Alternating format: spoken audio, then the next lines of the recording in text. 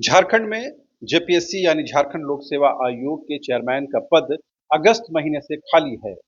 सुनकर यह हैरत होगी कि बिना चेयरमैन के ही जो आयोग है वो अपना काम-काज कर रहा है, लेकिन दुर्भाग्य ये है कि जो काम होना चाहिए छात्रों के हित में रोजगार को लेकर के वो काम नहीं हो रहे हैं। क्योंकि बगैर चेयरमैन के कोई भी नीति निर्माण की कोई प्रक्रिया नहीं हो सकती है। इस बीच आपको ये भी पता है कि 11 टू 13 जेपीएससी मुख्य परीक्षा का रिजल्ट भी प्रकाशित नहीं हो पाया है। इसके साथ ही नई परीक्षाओं की तारीखें, नए नोटिफिकेशन, तमाम चीज़ों पर जो है विराम चिन्ह लगा हुआ है।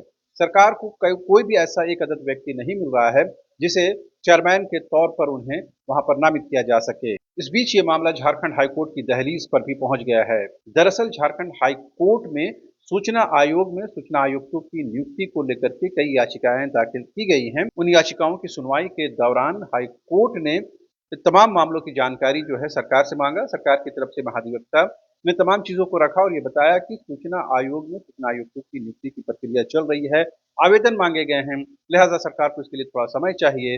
हाईकोर्ट ने इस पर जो है 24 फरवरी की तारीख निर्धारित की है। अब अगली सुनवाई जो है 24 फरवरी को होगी। उस दिन सरकार की ओर से जो अद्यतन जानकारी जो है हाईकोर्ट को उपलब्ध कराई जाएगी। बात सिर्फ सूचना आयोग की नहीं है, इसके साथ ही मानवाधिकार आयोग, जेपीएससी और लोकायुक्त का पद भी खाली है। लंबे समय से इन पदों के खाली होने को लेकर के कई याचिकाएं जो है झारखंड हाईकोर्ट में दाखिल की गई हैं। इन याचिकाओं की सुनवाई के दौरान ही हाईकोर्ट ने इस मामले की सुनवाई करते हुए अगली तारीख जो है 24 फरवरी की तारीख जो है मुतय्यन की है। अब देखना दिलचस्प होगा कि क्या 24 फरवरी की तारीख जब सुनवाई की तारीख रखी गई है उस दिन क्या जेपीएससी को लेकर भी सरकार कुछ कहती है, क्योंकि लंबे समय से छात्र जो हैं, परीक्षार्थी जो हैं, बेरोजगार नौजवान जो हैं, वो इस बात का इंतजार कर रहे हैं कि आखिर क्या वजह है कि जेपीएससी में जो है चेयरमैन का पद खाली रखा गया है। जो सरकार ये कहती है कि हम रोजगार को लेकर के, युवाओं को लेकर कमिटेड हैं, प्रतिबद्ध हैं, आखिर उस सरकार में, आखिर उस गठबंधन की सरकार में, आखिर उस हेमंत सोरेन की सरकार में क्या वजह है कि जेपीएससी चेयरमैन का पद पिछले अगस्त महीने से खाली है। पिछले दिनों उड़ती हुई ये खबर भी आई कि जो आईपीएस अधिकारी रिटायर्ड हैं, आर के मलिक, उनको ये जिम्मेदारी दी जा सकती है। हालांकि इसके बारे में कोई कंफर्मेशन या पुष्टि नहीं हो पाई। और भी कई नाम इसको लेकर के उछले, लेकिन किसी नाम को लेकर के कोई कंफर्मेशन नहीं मिली। अब चूंकि यह मामला इनडायरेक्टली तौर पर झारखंड हाई कोर्ट में सुनवाई के क्रम में पहुंच गया है, तो कहीं न कहीं सरकार पर भी ये दबाव बनेगा और सरकार को भी ये बताना होगा कि आखिर बोर्ड निगम में और महत्वपूर्ण जो संवैधानिक पद है, आखिर उसके पद को क्यों खाली रखा गया है? क्या सरकार के पास कोई ऐसा योग्य व्यक्ति नहीं है या फिर सरकार को किस बात का इंतजार है? इन तमाम चीजों से, इन तमाम पहलुओं से हाईकोर्ट को अवगत कराना होगा।